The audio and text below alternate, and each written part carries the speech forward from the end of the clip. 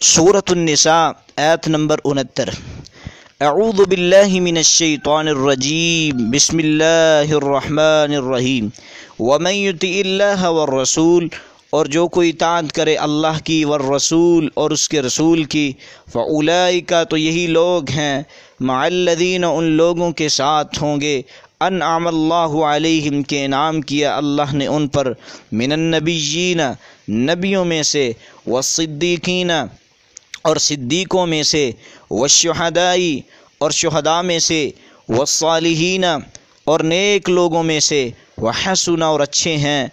उलाइका ये लोग, रफ़ीक़ा साथी होने के लिहाज से। अल्लाह ताला फरमा रहे हैं कि जो इताअत करेंगे उनका मुकाम ये होगा, वो सिद्दीकीन के साथ होंगे, यानी अबू बकर सिद्दीक, वश्शुहदा शुहदा, उमर फ़ारूक, सैयदना अली, सैयदना उस्मान के साथ, वस्सालिहीन और नेकों के साथ, वहसुन और अच्छे हैं ये लोग, रफ़ीक़न साथी। यानी कि इताअत करने का फ़ायदा ये है कि ये उनको इनाम के तौर पे नेक लोगों का, अच्छे लोगों का उन्हें साथ नसीब होगा।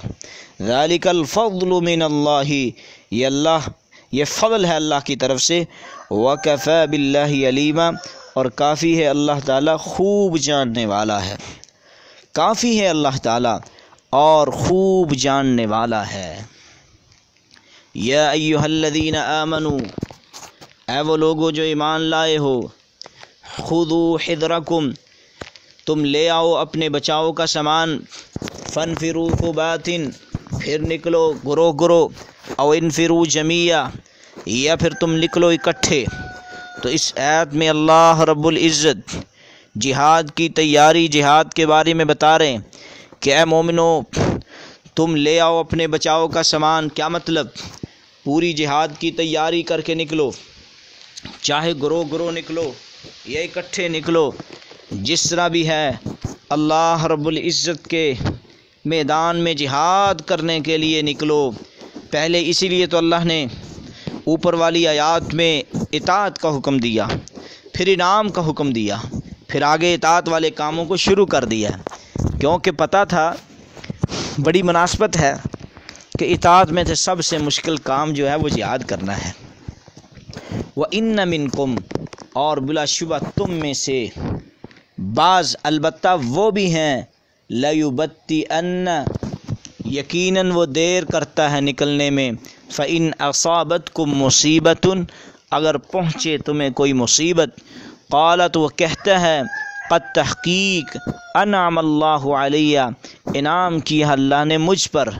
इज़ जबकि, लम अकुम मअहुम शहीदा, नहीं था मैं उनके साथ शहीदन हाजिर। और वलइन, और अगर, असाबतकुम पहुँचे तुम्हें, फ़ज़लुन फ़ज़ल मिनल्लाहि, अल्लाह की तरफ से, लयक़ूलन्न, तो वो ज़रूर कहेगा, कअल्लम तकुन बैनकुम, कि गोया के ना थी तुम्हारे दरमियान, व बैना, और उसके दरमियान, मवद्दा, कोई दोस्ती, या लैतनी, काश के, कुन तुम्हें होता, मअहुम उनके साथ, फ़अफ़ूज़ा, तो मैं हासिल कर लेता, फ़ौज़न अज़ीमा, बहुत बड़ी कामयाबी को हासिल कर लेता। तो यहाँ मुनाफ़िकों की हालत बयान हो रही है कि वो करते भी देर हैं, अगर मुसीबत पहुँचे, आए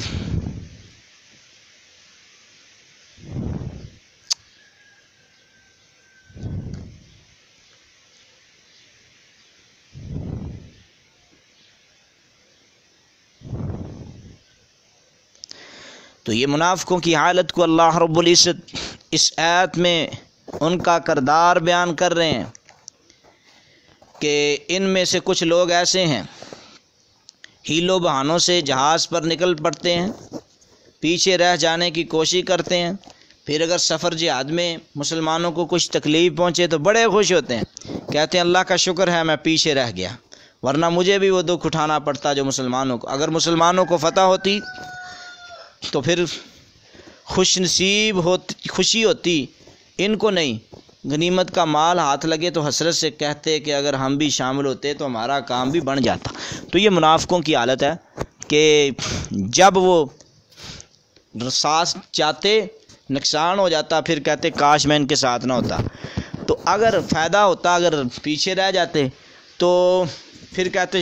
اگر ان کے ساتھ ہوتا ہمیں بھی غنیمت ملتی، یا نقصان ہو جاتا پھر کہتے اگر نہ یہ ساتھ جاتے پھر کہتے ہوئے ہوئے اگر ہم ان کے ساتھ جاتے تو ہمارے ساتھ بھی یہی ہوتا، تو اس لیے ہم بہت اچھے رہے ہیں کہ ہم ان کے ساتھ نہیں گئے۔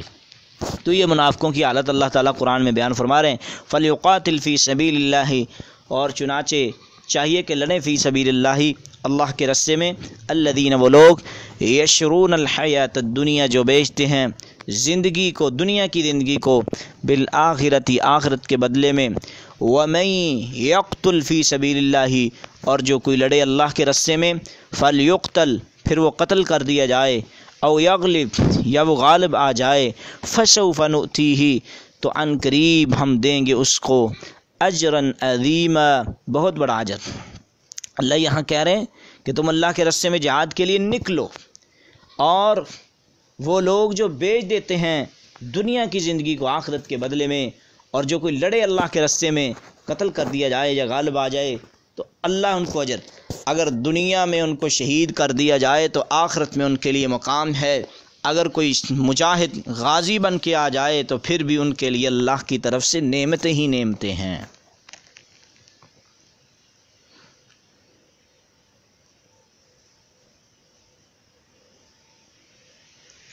تو بات یہ ہے، آگے اللہ فرماتے ہیں وَمَا لَكُمْ، اور کیا ہے تمہیں، لَا تُقَاتِلُونَ فِي سَبِيلِ اللَّهِ،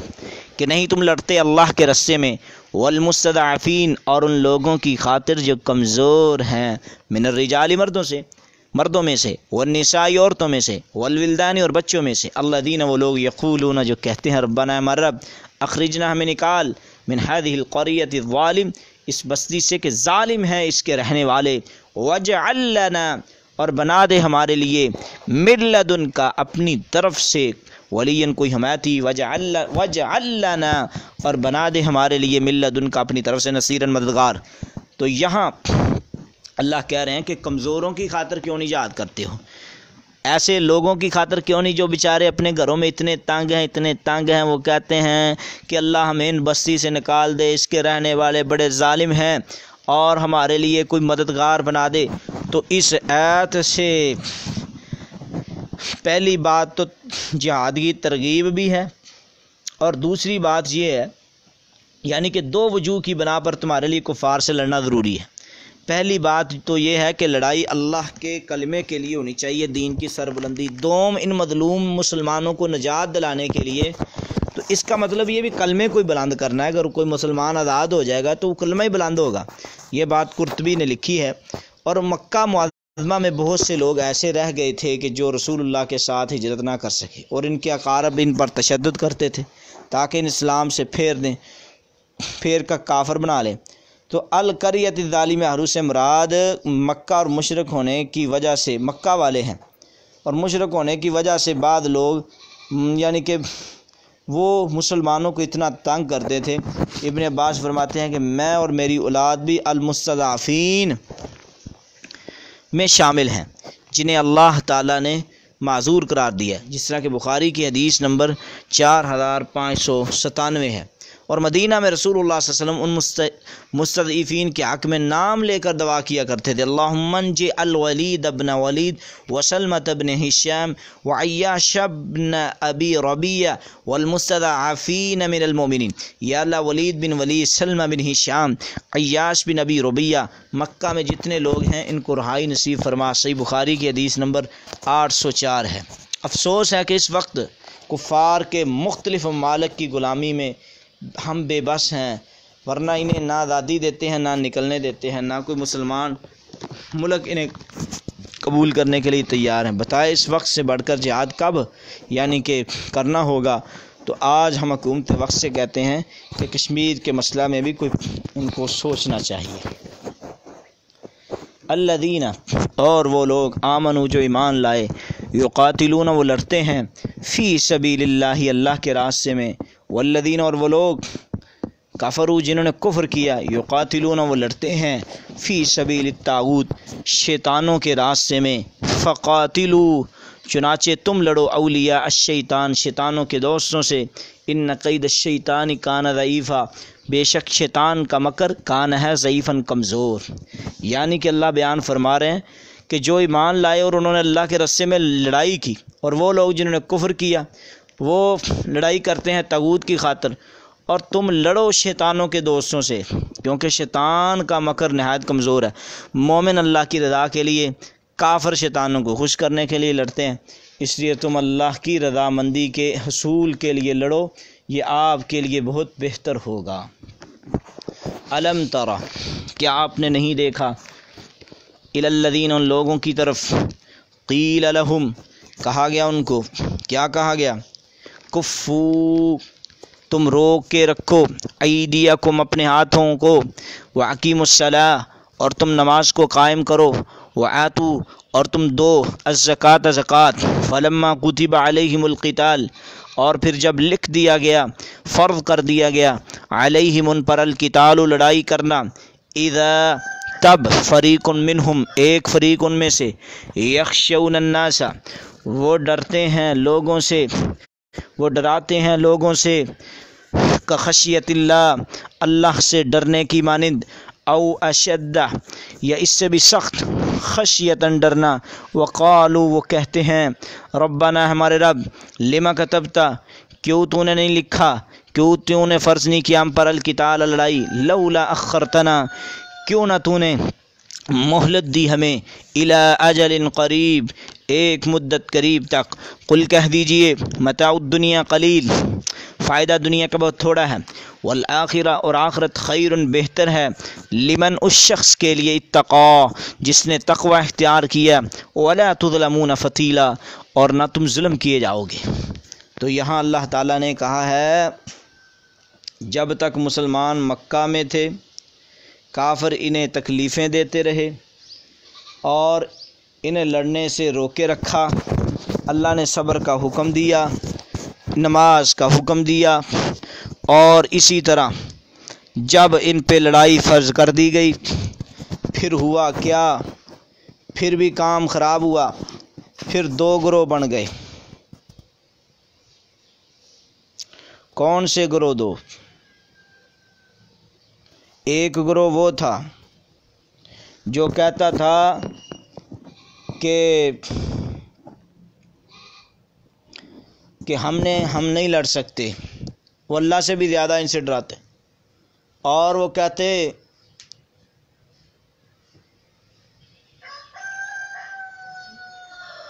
اصل میں بات یہ ہے کہ اب جو مدینہ میں لڑائی کا حکم آیا ہے تو ان کو سمجھنا چاہیے کہ ہماری مراد ملی، لیکن کچے مسلمان کنارہ کرتے اور موت سے ڈرتے اور اللہ کے برابر آدمیوں سے خطرہ کرتے۔ متعدد روایات میں ہے کہ مسلمانوں نے مکی مدنی زندگی میں کئی دفعہ چاہا کہ ظالموں سے نمٹیں، مگر اللہ تعالیٰ کی طرف سے ان کو حکم ہوتا کہ نماز پڑھیں۔ مدینہ منورہ میں بھی ہجرت کے ابتدائی برسوں میں مسلمانوں کی خواہش یہی تھی کہ جب اللہ کی طرف سے لڑائی کی اجازت آ گئی تو اب خاص قسم کے مسلمان اس سے ہچکچانے لگیں، تو اس پر یہ آیت نازل ہوئی کہ پہلی بات تو یہ ہے کہ پہلے خود ہی کہتے رہو، اب جناب آئی گئی آیت تو اب ڈرنا شروع ہو گیا، تو پھر اللہ کے راستے میں جہاد کرو۔ تو پھر یہی فرمایا، کیونکہ اللہ کے راستے میں جہاد کرنا دو چیزوں سے ہوتا ہے، مال سے اور جان سے۔ پھر اللہ نے اس لیے فرمایا کہہ دیجئے دنیا کا فائدہ تھوڑا ہے اور آخرت اس شخص کے لیے جس نے تقوی اختیار کیا، اور نہ تم ظلم کیے جاؤ گے دھاگے کے برابر بھی، تم دھاگے کے برابر بھی ظلم نہیں کیے جاؤ گے۔ یہاں تک کہ موت سے ڈرتے ہو نا کہ ہم جہاد نہیں کریں گے اس لیے کہ موت آ جائے گی، تو اللہ یہاں کیا فرما رہے ہیں، اینما جہاں کہیں بھی تکون تم ہو، یدرککم الموت پائے گی تم کو موت، ولو انکم خواہ ہو تم فی بروج مشیدہ مضبوط قلعوں میں، وان تصبہم اور اگر پہنچے ان کو حسنت ان کوئی بلائی، یقولون تو وہ کہتے ہیں حاذہ یہ من عند اللہ اللہ کی طرف سے ہے، وان تصبہم سیئہ اگر پہنچے ان کو کوئی برائی، یقولو تو کہتے ہیں حاذہ من عندک یہ تیری طرف سے ہے، قل کہہ دیجئے کل من عند اللہ ہر چیز اللہ کی طرف سے ہے، فما لہؤلاء القوم، پھر کیا ہوا ہے ان لوگوں کا، لا یکادون نہیں ہے قریب، یفقہون حدیثا یہ کہ وہ سمجھیں بات کو، کیا ہو گیا ہے کہ وہ بات کو سمجھتے ہی نہیں ہیں۔ تو اس آیت میں بروج جو ہے یہ برجن کی جمع ہے، جس کا مطلب ہے مضبوط عمارت، قلعہ۔ مشیدہ الشید سے ہے، یعنی چونے سے بنی ہوئی عمارت۔ تو یہ جہاد کے لیے حوصلہ بڑھانے والی دوسری بات ہے کہ جب موت تمہیں کسی حال میں بھی نہیں چھوڑے گی تو پھر پریشان ہونے کی بات کیا ہے۔ تو آگے اللہ نے فرمایا کہ کل من عند اللہ، یعنی کہ مسئلہ یہ ہے کہ برائی بھی اللہ کی طرف سے، یعنی کہ برائی کا مالک بھی اللہ ہے، اچھائی کا مالک بھی اللہ ہے، لیکن ہم بلائی کی جو نسبت ہے وہ اللہ کی طرف کریں گے اور برائی کی نسبت اپنی طرف کریں گے، لیکن اس کی پیدائش کی نسبت اللہ کی طرف ہوگی۔ یعنی کہ برائی اور بلائی دونوں اللہ کی طرف، اسی کی طرف سے ہوتی ہیں، اسی کے حکم سے ہیں۔ ہر چیز کا پیدا کرنے والا کیونکہ وہی ہے۔ بلا اور مصیبت کو کسی کے نوسط قرار دینا قطعی غلط ہے۔ تو اسی لیے آگے اللہ رب العزت نے فرمایا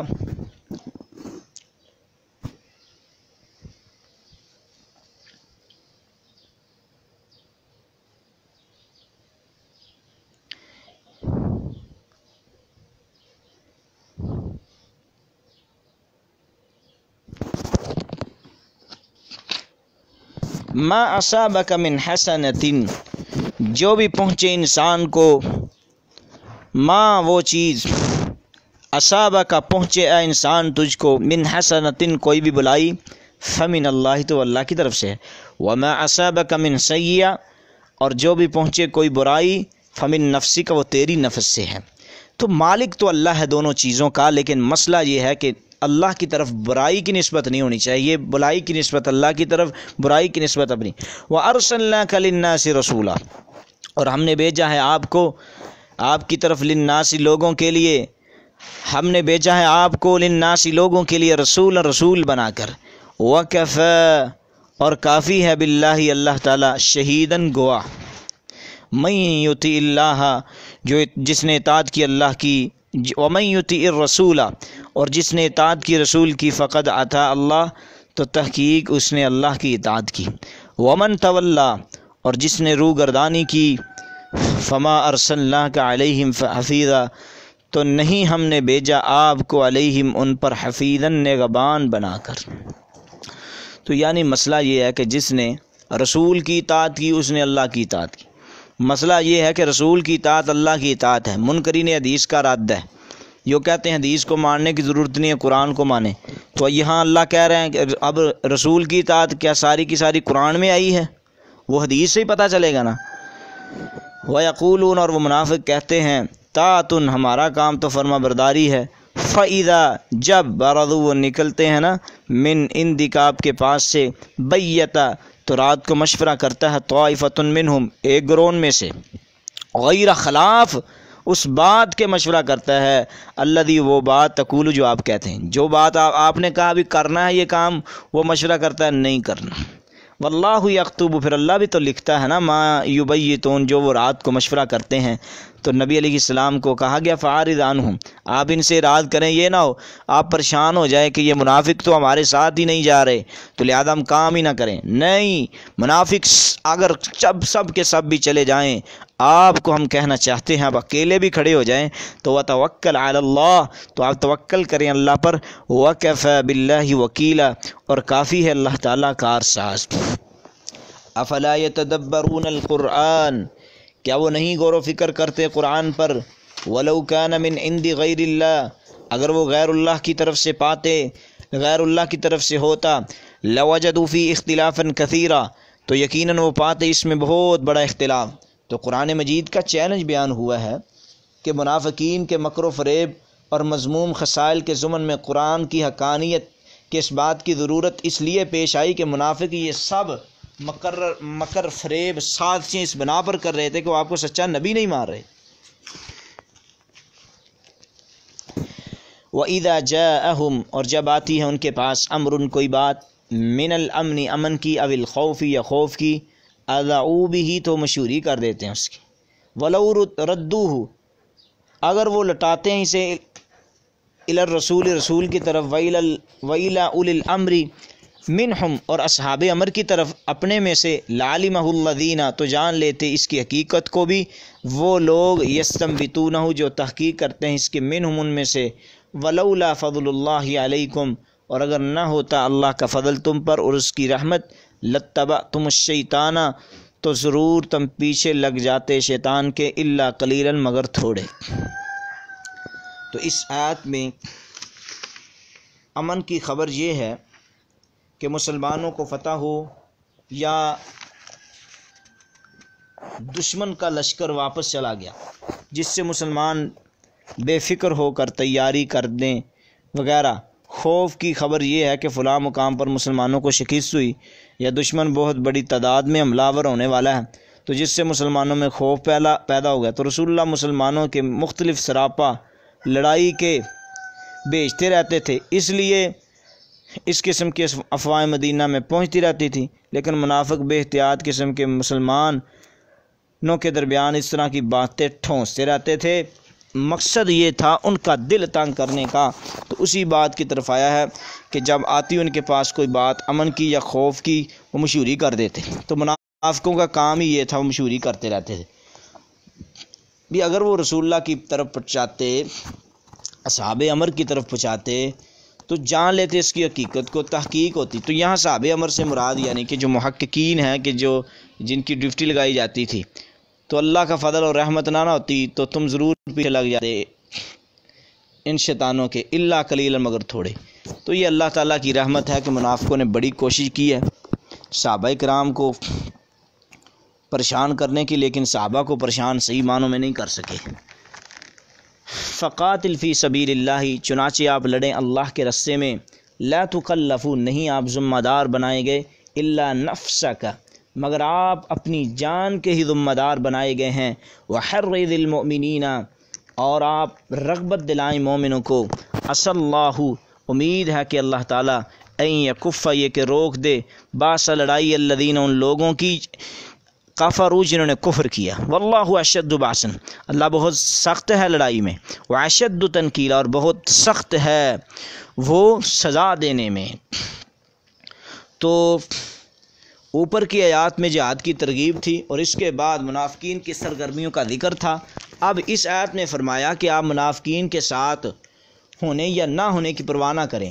آپ کی ذمہ داری آپ خود جہاد کے لیے نکلیں، دوسرے مومنوں کو ترغیب دیں۔ جس طرح کہ ابو اسحاق بیان کرتے ہیں کہ میں نے برا سے پوچھا کہ جو شخص مشرکوں پر حملہ کرتا ہے تو کیا وہ اپنے آپ کو ہلاکت میں ڈالتا ہے؟ انہوں نے جواب دیا نہیں، کیونکہ اللہ اپنے رسول کو مبعوث فرما کر یہ فرماتا ہے کہ فقاتل فی سبیل اللہ لا تکلف الا نفسک، تو ولا تلقوا بایدیکم الی التہلکہ اس کا تعلق تو اللہ کے رستے میں خرچ کرنے اور نہ کرنے سے ہے۔ اس سے معلوم ہوا کہ جہاد کے لیے کئی شرطیں لوگ اپنے پاس ہی سے بنا لیتے ہیں۔ تو آگے اللہ رب العزت نے فرمایا وَمَن يَشْفَعْ شَفَاعَةً حَسَنَةً جو کہ سفارش کرے اچھی سفارش، یکن لہ نصیب ہوگا اس کے لیے حصہ، منہا اس میں سے، وَمَن يَشْفَعْ شَفَاعَةً سیئۃ جو کہ بری سفارش کرے گا، یکن لہ کفل حصہ ہوگا اس سے، وَكَانَ اللَّهُ عَلَىٰ كُلِّ شَيْءٍ مُقِیتًا اور اللہ ہر چیز پر نگہبان ہے۔ وَإِذَا حُيِّيتُم بِتَحِيَّةٍ اور جب تم دعا دیے جائے کوئی دعا، فَحَيُّوا تو تم دعا کرو، بِأَحْسَنَ مِنْهَا زیادہ بہتر اس کے ساتھ کہ اس سے اچھی دعا دو، او ردوہا یا اسی کو ہی لٹا دو، ان اللہ کان علی کل شیء حسیبا بے شک اللہ تعالی ہر چیز کا خوب حساب لینے والا ہے۔ تو وَإِذَا حُيِّيتُم بِتَحِيَّةٍ فَحَيُّوا مِنْهَا کا مطلب یہ ہے کہ جب تم دعا دیے جاؤ کوئی دعا تو تم دعا دو زیادہ بہتر اس کے ساتھ، یعنی کہ جہاد کو حکم دینے کے بعد اب صلح کے بعد احکام بیان فرمائے۔ چنانچہ اگر کفار کی طرف سے جنگ ختم کرنے اور صلح کی کوئی پیشکش کی جائے تو اس سے اچھا جواب دو۔ اچھا، تو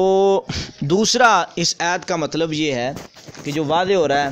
کہ اگر وہ تم کو سلام کریں تو اچھا جواب دو، السلام علیکم کہیں تو تم وعلیکم السلام ورحمۃ اللہ کہیں تو زیادہ، تو اسی بات کی طرف یہ بات ترغیب میں آ رہی ہے۔ رسول اللہ صلی اللہ علیہ وسلم فرمایا ہر لفظ کے اضافے کے ساتھ 10 نیکیاں زیادہ ہو جاتی ہیں۔ تو آگے فرمایا اللہ تعالی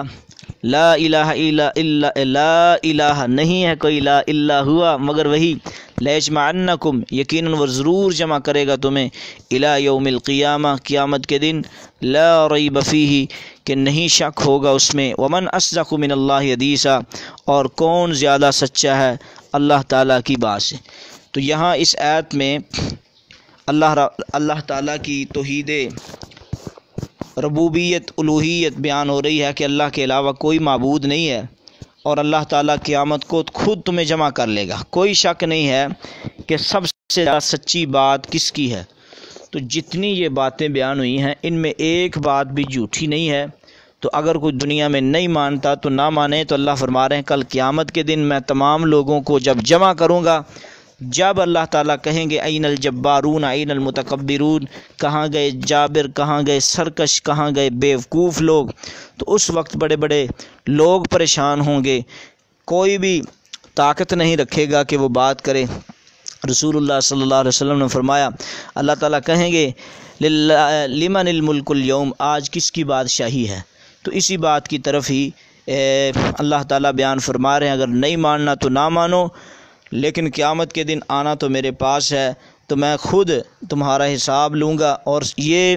صحابہ کرام کو اس بات کی طرف ترغیب دی جا رہی ہے کہ منافقوں اور کافروں کا خیال نہیں کرنا،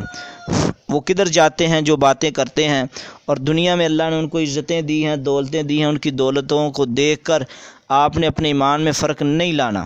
کیونکہ اللہ تعالیٰ نے جو ان کو عزت اور دولت دی ہے وہ صرف دنیا کے لیے ہے، آپ کے لیے دنیا کے لیے بھی ہے اور آخرت کے لیے بھی۔